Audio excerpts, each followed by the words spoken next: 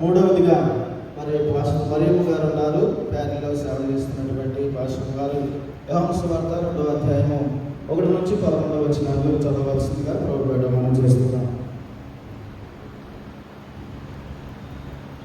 అపోస్తలుడైన పౌలు ఎఫెసీయులకు రాసిన పత్రిక 5వ అధ్యాయము 23వ వచనం నుండి 33వ వచనం వరకు చదువుతున్నాం.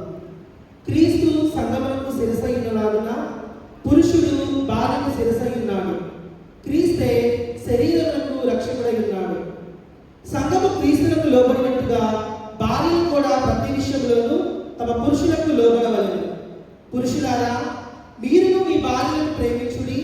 అటువలే క్రీస్తు కూడా సంఘమును ప్రేమించి అటు కళంకమైనను ముడతలైనను అట్టిది మరి ఏదైనా లేక పరిశుద్ధమైనది గాను నిర్దోషమైనది గాను మహిమగల సంఘము గాను ఆయన తన ఎదుట దాన్ని నిలవబెట్టుకోవాలని వాక్యముతో ఉదక స్నానము చేత దాన్ని పవిత్రపరిచి పరిశుద్ధపరచుటకై దాని కొరకు తను తాను అప్పగించుకొనెను. అటువలనే పురుషులు కూడా తమ సొంత శరీరముల వలె తమ భార్యను ప్రేమింపబద్ధులై ఉన్నారు. తన భార్యను ప్రేమించువాడు తన్ను ప్రేమించుకొనుచున్నాడు.